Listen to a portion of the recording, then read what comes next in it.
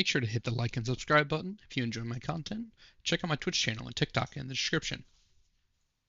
Today, we will be talking about Concord, a game facing an enormous amount of backlash, low player base, and articles asking, what happened? Before I start, I want to set the stage for why I'm making this video in the first place, and why I decided to even purchase and stream Concord. It can really be summed up rather briefly. I like to give games a chance. Regardless of what the popular opinions or viewpoints are, I want to make an opinion of my own. So I spent roughly 8 hours streaming it to try to see what the fuss was all about. Concord on the surface doesn't seem like a bad game. It has beautiful graphics, tight looking gameplay, and characters that look like, well, characters. But beneath the surface, there's a game that is struggling to find its own identity, and what I feel was a very poor marketing strategy. Let's talk about it. I try to go into Concord with an open mind and try not to let the overwhelming opinions cloud my judgment. But people were kind of right. And I don't think this is a, oh, this game is DEI, no wonder it failed, or a go woke, go broke scenario. Not at all. This game struggles with its identity. It takes so many different inspirations and doesn't land on a single one of them. On the surface, it's clear this game was made with Overwatch and other hero shooters in mind, with things such as character abilities, each character attempting to feel unique in movement, their backgrounds, their potential character relationships, yet it doesn't do any of those right. The heroes feel uninspired, and I never once found myself clicking with really any of them. With that said, the three characters I spent the most time playing are Linux, who has 2 separate revolvers, can throw an exploding knife that detonates on impact, he can heal himself for a brief duration, he can instantly reload his weapons with a dodge or by swapping to his stowed weapon once he's out of ammo, and he has a double jump. He feels honestly like a straight up duelist type. His healing keeps you in the fight, and the instant reloads give you a leg up on other characters. His exploding knife is also somewhat satisfying to hit as well. Jabali, who has a pulse-guided seeker rifle which shoots tracking rounds. A life pulse orb which can be thrown at teammates or the ground to self-absorb to yourself, which gives you a healing radius for a short duration of time. And a hunter orb, which is an explosive orb that seeks out targets when you throw it close to them and causes damage.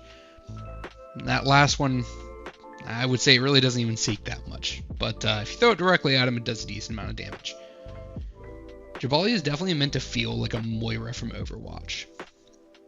His bullets seek out targets, he can heal by throwing an orb at his teammate, which then heals him in turn if he's close to him, and getting eliminations or using explosive orbs refills your life pulse orb as well.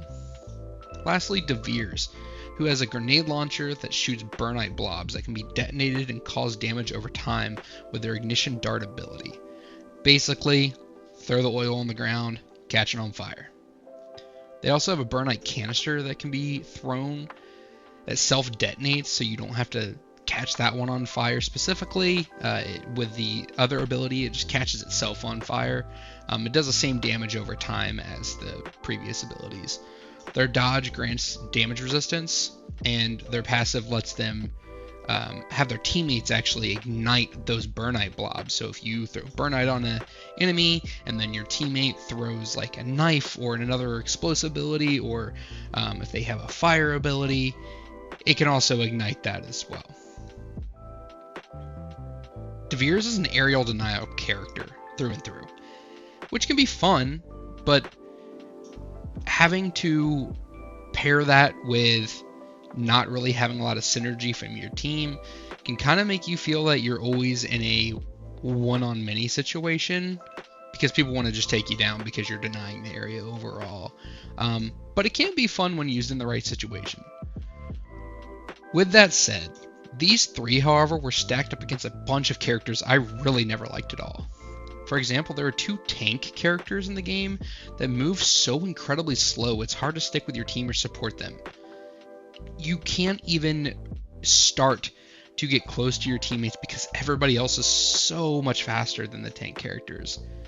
Not to mention that the tank characters are so large that if they walk into a doorway, you or your teammates cannot shoot through you. There's collision on your allied character models when you're trying to shoot at enemies. I cannot even start to begin, like, how frustrating that is to start an engagement, and to no fault of their own, your teammate walking in front of you, and now you're out of the engagement because the doorway is just the right size for that character. It makes no sense.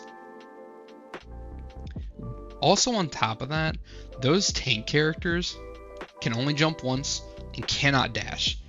They have a sprint, but there's no dodge mechanic, there's no double jumping, nothing there for them. It feels incredibly out of place because the game itself is pretty fast-paced, and the class system, which you would think with the abilities that you would need to synergize, or have your tank characters be supported by support characters, or the tank characters be guided by maybe characters with a faster time to kill. But that doesn't exist here. There's no synergy with your teammates. It just doesn't make any sense to me. An argument could be made, well, you should just play with people you know, or use voice chat. To that I will respond with, it's honestly irresponsible for me to ask my friends to spend $40 on this game. I mean that. It would be irresponsible with the current state that it's in. And enabling in-game voice chat, not gonna happen. This game seems to seek part of the Destiny 2 crowd in all the ways outside of the way it feels to play Destiny 2. The core abilities, very vertically inspired gameplay, along with dodges, dashes, sprinting, double jumps, floating. Everything's included here. It has it all. But none of it really feels great for a game that supposedly spent 8 years in development. Not to mention the hit markers seem a little off at times, the time to kill is all over the place depending on the character you're playing as, and poor feedback when eliminating enemies. It just never really feels great to get an elimination. And overall, none of it ever really syncs up. Let's talk about game modes. There are 3 game modes which each consist of 2 rotating game types. The game modes are Brawl, which consists of the game types Takedown, traditional team deathmatch, and Trophy Hunt, basically kill confirmed. Overrun, which has more objective-based game types.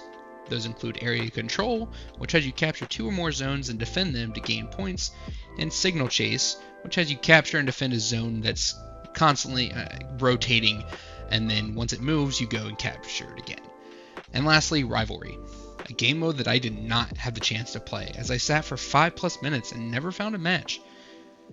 With that said, the description as far as the game goes, it consists of 2 game types, Cargo Run, which has you plant a cargo in a zone and defend it from your rivals, and Clash Point, which has you capture the zone and eliminate rivals. The first 2 game modes, Brawl and Overrun, honestly do not feel very different from each other. They both feel like shoot the other team and win. Which for a game centered around different character abilities and quote-unquote classes, it doesn't offer much of a reason to plan out your character or look for any team synergy. The 2 main culprits for that, in my opinion, are the individual focus crew bonuses and matches that are so quick they are over before you even realize it. The previously mentioned crew bonus system works in a way that encourages you to play different roles and then have passive buffs carry forward with your other characters that you play as over the course of a match. Now I'll try to give you a little breakdown for that before I actually get into what the bonuses are. So in theory, you start out as a character, get their passive buff, and then go to another character, and that first passive buff you get carries over to the second character. And then you go play as third, and now the first and second passive buff you get carry on to the third, so on and so forth. The 6 crew bonuses that are aligned with their respective roles are Anchor, which gives you increased healing received, Breacher, which gives you faster dodge cooldown, Haunt, which gives you improved mobility, Ranger, improved weapon recoil, Tactician, faster reload speed, and lastly, Warden, which gains you a longer weapon range. I'm gonna be honest, I never felt that big of a difference. I did it because the game encouraged it, not because I felt a significant buff. This system makes 0 sense considering how fast the matches are. There were times I played maybe 3 characters before the match ended. Why have a system in place such as this if you can barely take advantage of it? You would think to yourself, it's an insignificant system. But I don't think it's supposed to be. Every time you select a character, it shows which buff you were getting and which ones you have already received. This system baffled me for the whole time I played. I couldn't wrap my head around why it even exists. But let's talk about another inspiration that seems very clear. character designs. These characters look like someone was given the prompt to create Guardians of the Galaxy Volume 2 characters that didn't make the final cut for the film. That's really all I have to say. They feel bland and unexciting. I honestly could ramble for 45 minutes on what I find wrong with this game, but I honestly don't want to spend the time to do it. I already kind of feel I wasted my time playing this for 8 hours to begin with. So instead I'll close this video out and I'll tell you what I think could help this game find a decent audience. Because at the end of the day, I hope it does. I don't want any game to really fail. But you have to make some changes. And those changes to me would be you have to make this game free to play. You just have to. Give anyone that bought it some sort of currency or refund them or give them a bunch of items. Whatever you have to do. It just has to go free to play as soon as possible. Also, add a more traditional Overwatch style push the objective game mode. Like I stated previously, with the game modes that are in place, they go so quickly you never feel that you really ever get a full understanding of why you're using the crew bonus system. On top of building any synergy with your team. Your teammates are all over the place. Even in the objective game modes, you never really feel like you're working together towards one goal. And having a team deathmatch game mode kind of be the forefront, and honestly, I think it's the most played game mode considering the queue times. I think this game needs a severe objective-based game mode that everybody can work together. You can find that synergy and really find a reason to have those crew bonuses. I honestly feel like this game needs it so bad.